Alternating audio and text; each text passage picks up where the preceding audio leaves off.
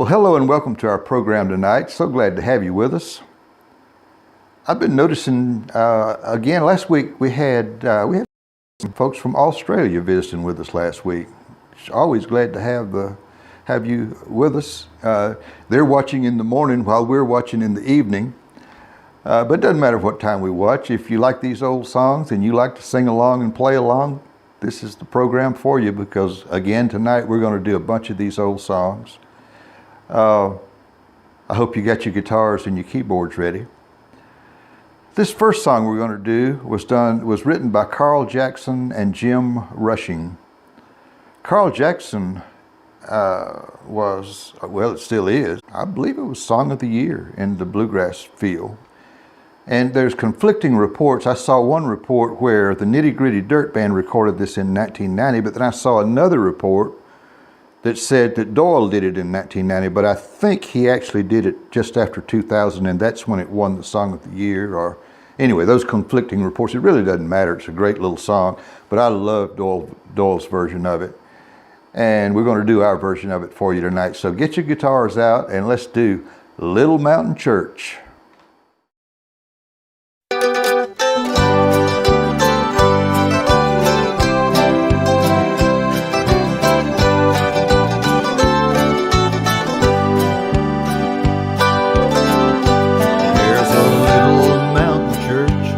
My thoughts of yesterday, where friends and family gathered for the Lord. There an old-fashioned preacher taught the straight and narrow way for what few coins the congregation could afford. Dressed in all our Sunday best, we sat on pews of solid oak, and I remember how our voices filled the air. Mama sounded like an angel on those high soprano notes. When the roll is called up yonder, I'll be there. Looking back now, that little mountain church house has become my life's cornerstone. It was there in that little mountain church house I first heard the word to base my life upon.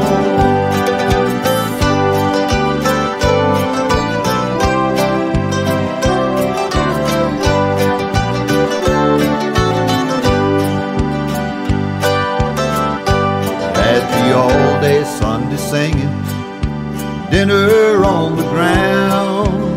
Many were the souls that were revived, while the brothers and the sisters who'd gone on to glory land slept in peace in the maple grove nearby. Looking back now, that little mountain church house has become my life's cornerstone. It was there in that little mountain church house I first heard the word to base my life upon. Looking back now, that little mountain church house has become my life's cornerstone. It was there in that little mountain church house I first heard the word to base my life upon. I first heard the word to base my life upon.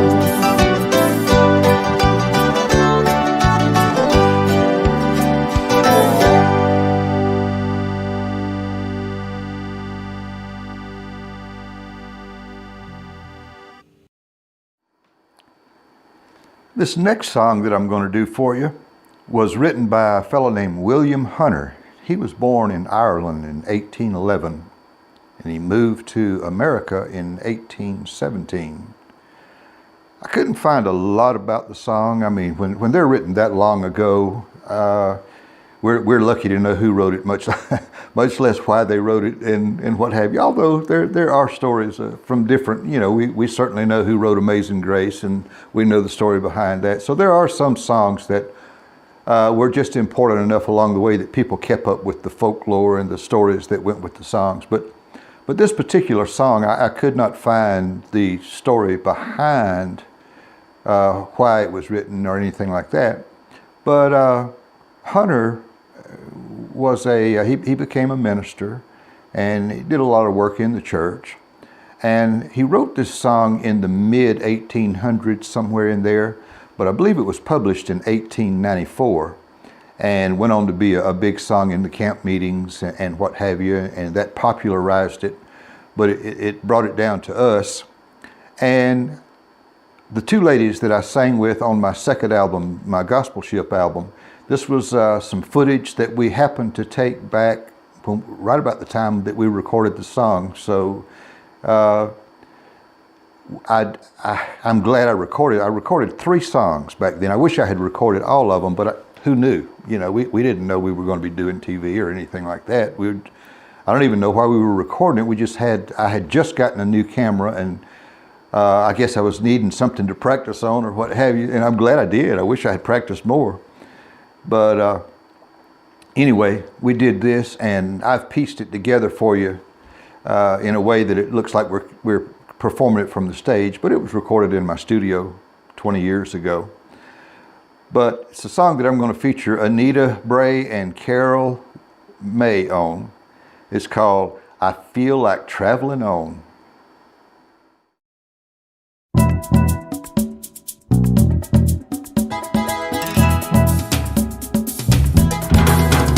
My heavenly home is bright and fair. I feel like traveling on. No pain nor death can enter there. I feel like traveling on. Yes, I feel like traveling on. I feel like traveling on. My heavenly home is bright and fair. I feel like traveling on.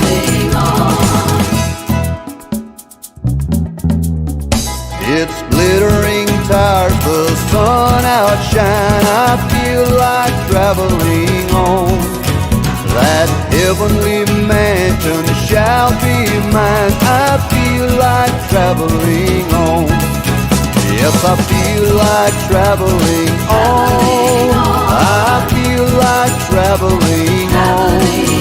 My heavenly home is bright and fair. I feel like traveling on.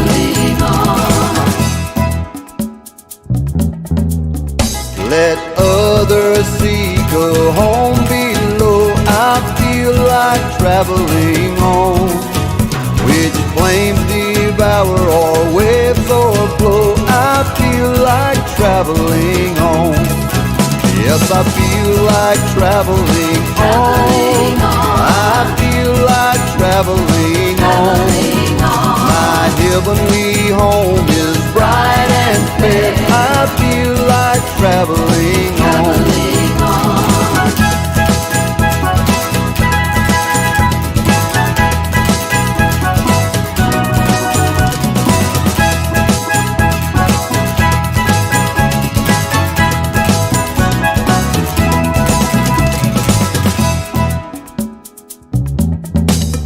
The Lord has been so good to me. I feel like traveling on.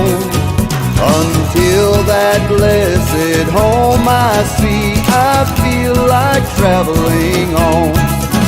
Yes, I feel like traveling on. I feel like traveling on. My heavenly home is bright and fair. I feel like traveling on. Yes, I feel like traveling on. I feel like traveling on. My heavenly home is bright and fair. I feel like traveling on.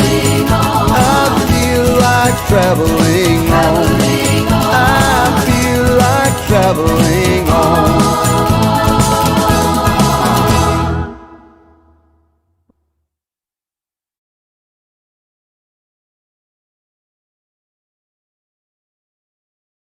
For those of you who enjoy these great old gospel songs, I've put together a complete collection of all 6 of my gospel albums on 3 CDs. Most of the songs we'll be doing on the Friday Night Sing-Along are contained in this collection. There are 2 complete albums on each CD, and this collection also contains a book with the words and the chord changes I use to play each of the 62 songs. Perfect for those that like to sing and play along. Just go to our website, www.birdyeomans.com, and click the My Music Store tab, and this special offer will be at the top of the page. You can also email us directly if you prefer, and that address is linda@birdyeomans.com. You'll also find my individual CDs as well as DVDs of the Friday Night Sing-Along episodes. Now let's get back to some of that great old-time gospel music.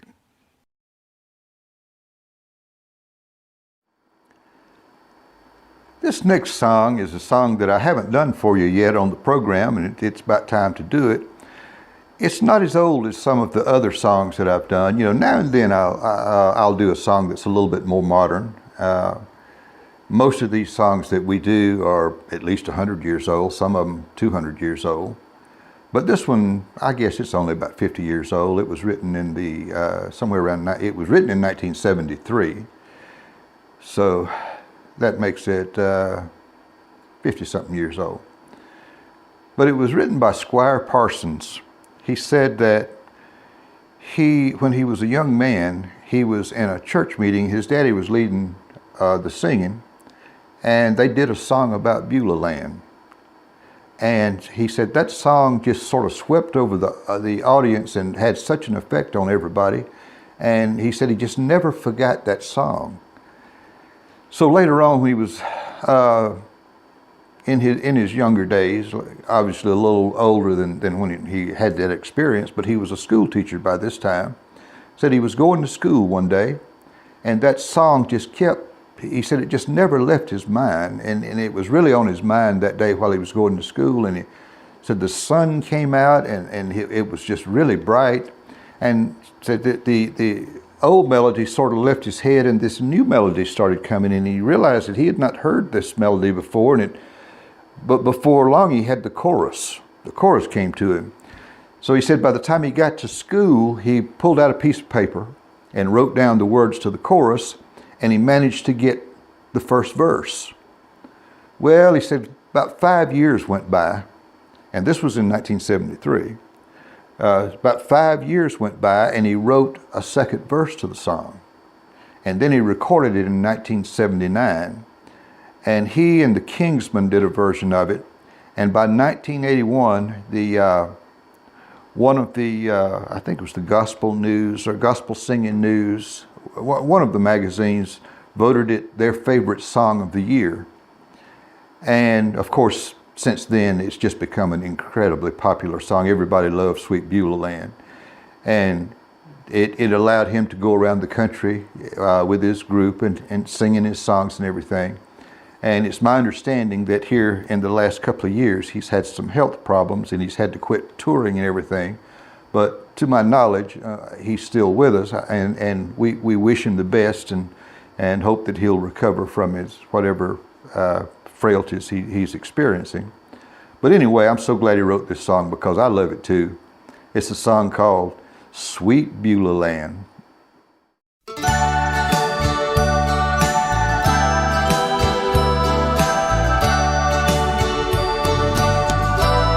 I'm kind of homesick for a country to where I've never been before. No sad goodbye will there be spoken, for time won't matter anymore. Beulah land, I'm longing for you, and someday I'll stand, and there my home shall be eternal. Beulah land, sweet Beulah land. I'm looking now across the river to where my faith will end in sight. A few more days to wait and labor, and then I'll take my heavenly flight. Beulah land, I'm longing for you, and someday on thee I'll stand, and there my home shall be eternal. Beulah land, sweet Beulah land. Beulah land, I'm longing for you, and someday on thee I'll stand, and there my home shall be eternal. Beulah land, sweet Beulah land. Beulah land, sweet Beulah land.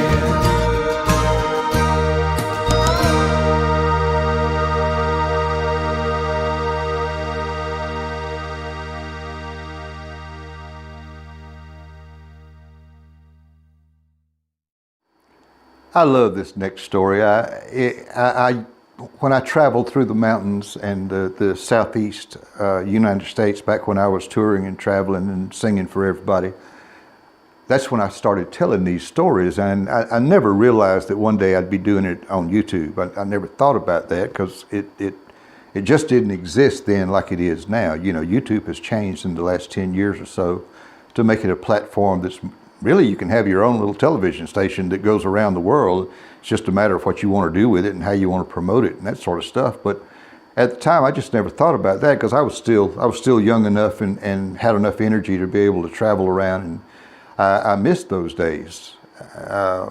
But you know, time moves on and you find new ways to do things. I had no idea God had this in store for me, but I'm glad He did. I enjoyed doing it. But I used to love telling this story because it just shows you how God will take care of you. Cleavon Derricks, in the middle of the Great Depression, he wrote this particular song in 1932, but he wrote a lot of songs. But his church needed some hymnals. It said their hymnals were just worn out. So he goes to and started looking around trying to find somebody that would publish his songs and get him some hymn books. And he finally found Stamps Baxter Publishing. And in 1936, he was able to talk them into publishing 2 of his songs, one of which was Just a Little Talk with Jesus. And they made a good deal. They gave him 50 hymnals for his song. And there is no telling how much money they made off of that song. And he got 50, but he got 50 hymnals for his church. Well, now here's where God takes care of you. In his later life, he had not done a lot of writing for a while, but in the 70s, he sort of fell in need of some financial help. And he went to one of the publishing companies, and they helped him publish some new material and actually recorded some new material. But they also got in touch with the publishers of his old material, realizing they had made so much money off of these songs, and he was able to get a fairly good check. One account said it was like $15,000. Shows you how much a publishing on a hit song is worth. But it had been recorded by so many people, and every time a song is recorded, more publishing money comes in, and every time it's played on the radio, more publishing money comes in. So Stamps Baxter had made quite a bit of money off of this. But anyway, in his older years, he got this money to be able to live on that helped him through the rest of his life. So God takes care of you. If you do things for the right purpose and the right reason, God will take care of you. But I always love telling that story. But this is Cleavon Derrick's song, Just a Little Talk with Jesus.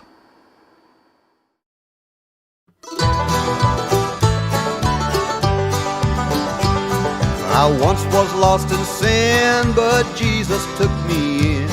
And then a little light from heaven filled my soul. It bathed my heart in love and wrote my name above.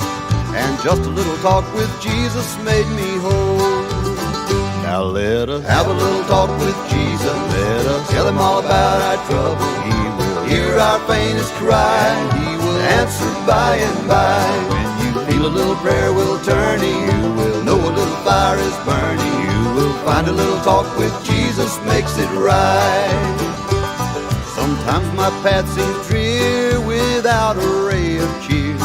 And then a cloud of doubt may hide the light of day. The mist of sin may rise and hide the starry skies, but just a little talk with Jesus clears the way. Now let us have a little talk with Jesus. Let us tell him all about our trouble. He will hear our faintest cry. He will answer by and by. When you feel a little prayer will turn you. You will know a little fire is burning. You will find a little talk with Jesus makes it right.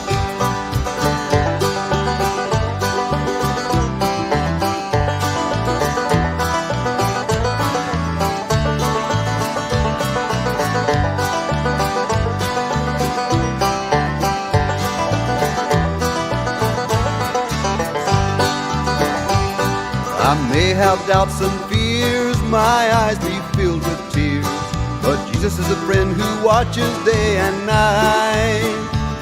I go to him in prayer, he knows my every care, and just a little talk with Jesus makes it right.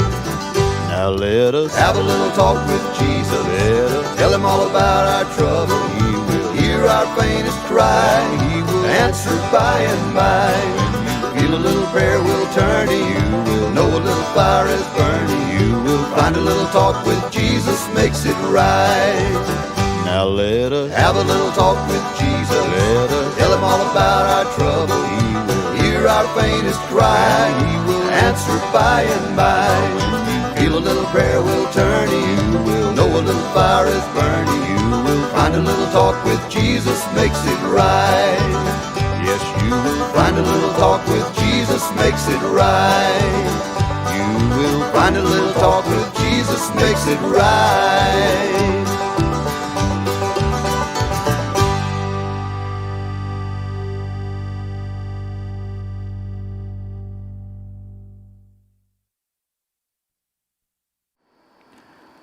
Now, those of you that have been watching the program for a while, you know that on one segment or another, before the night's over, I always try to philosophize just a little bit. Never think of myself as a preacher, because I'm no better than anybody else. I certainly don't live a good enough life to try to tell anybody else how to live. But what I do try to do is I share with you my experiences and things that I have come to understand or believe. You know, some people believe it different, and that's okay too. I'm okay with that. We all come to our faith and our belief in different ways. And for that reason, Jesus told us not to judge each other. I saw a great sign on Facebook that came from one of the church signs. It says, "Don't judge other people just because they sin differently than you do." And that hit home pretty good. You know, we don't know where people came from. We don't know what their upbringing was. I often tell people, my daddy was a Baptist minister, but had I been born where Islam is the faith, and my daddy, I don't know what their ministers are called, but whatever their religious leaders are called, if my daddy had been of that faith, I would probably be of that faith. You know, it would be very hard to change me from being a Christian because I believe in what my daddy taught me. And he taught me from the Bible. Now, somebody else may have been raised in another faith and they may be just as dedicated to that faith. Now, a lot of people think that these people have no chance of going to heaven. I differ with that a little bit, and here's the reason for that.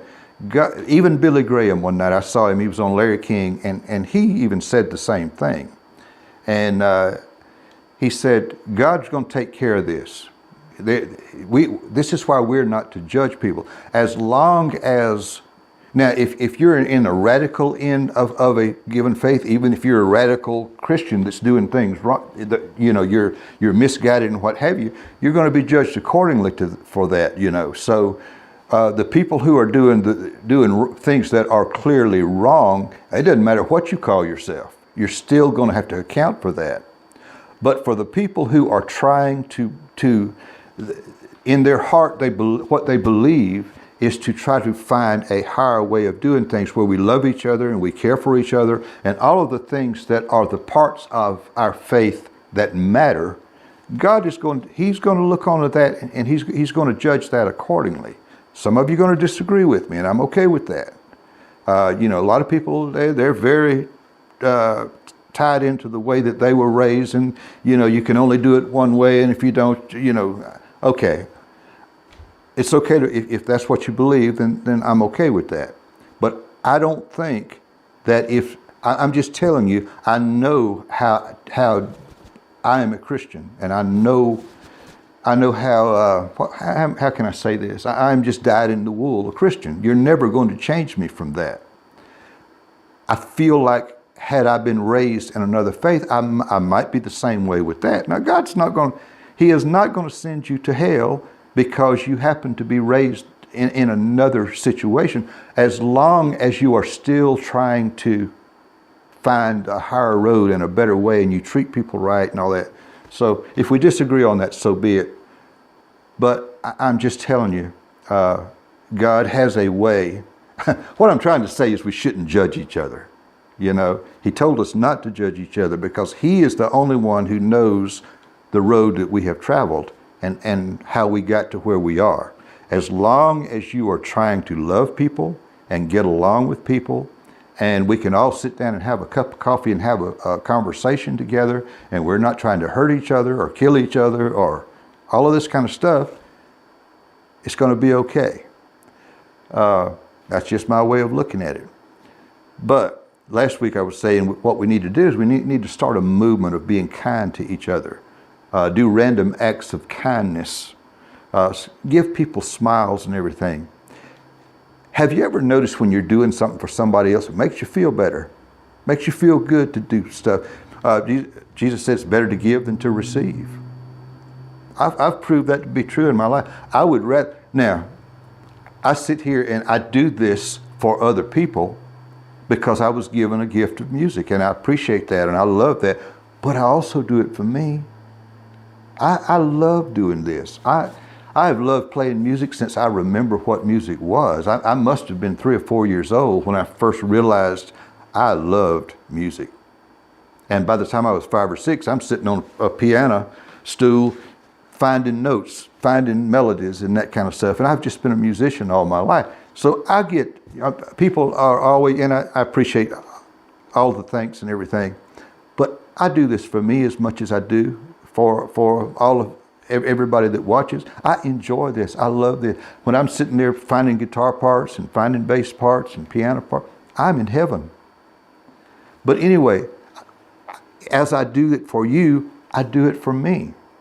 But what I'm trying to say is if we're kind to people and we start trying to do things, when you're starting to feel down or, like, woe is me, it's kind of, go do something for somebody.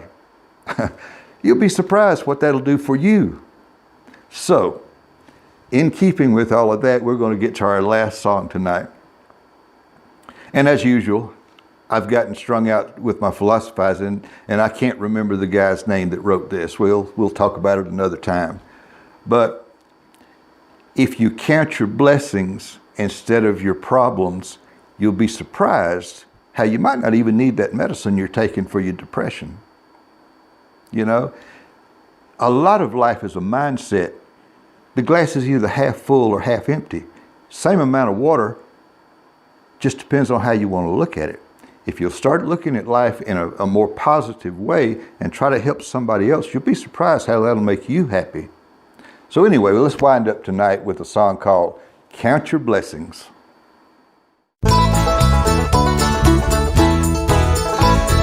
When upon life's billows you are tempest tossed, when you are discouraged thinking all is lost, count your many blessings, name them one by one, and it will surprise you what the Lord has done.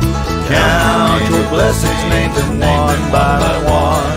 Count your blessings, see what God has done. Count your blessings, name them one by one. Count your many blessings, see what God has done. Are you ever burdened with a load of care? Does the cross seem heavy you are called to bear?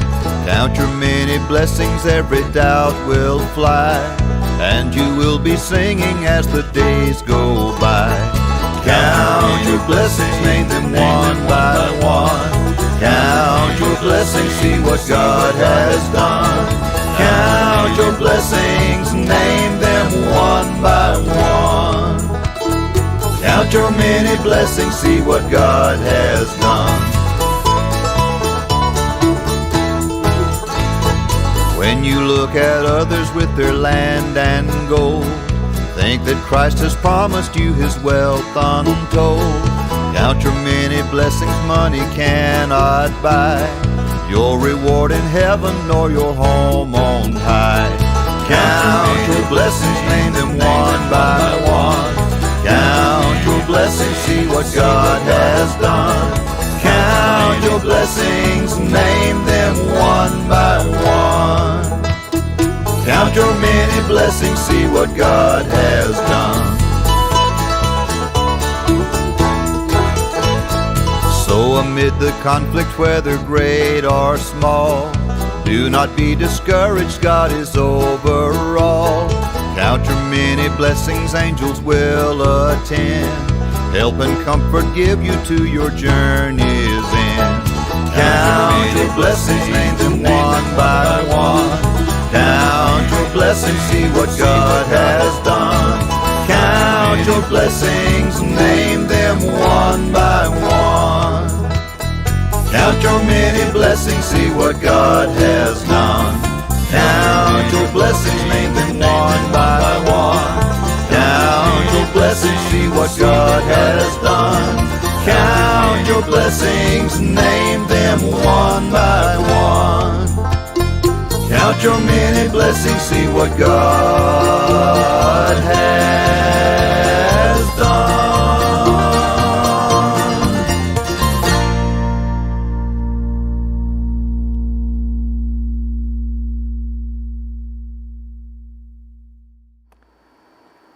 Well, I appreciate you being with us so much tonight. I've enjoyed doing the show again.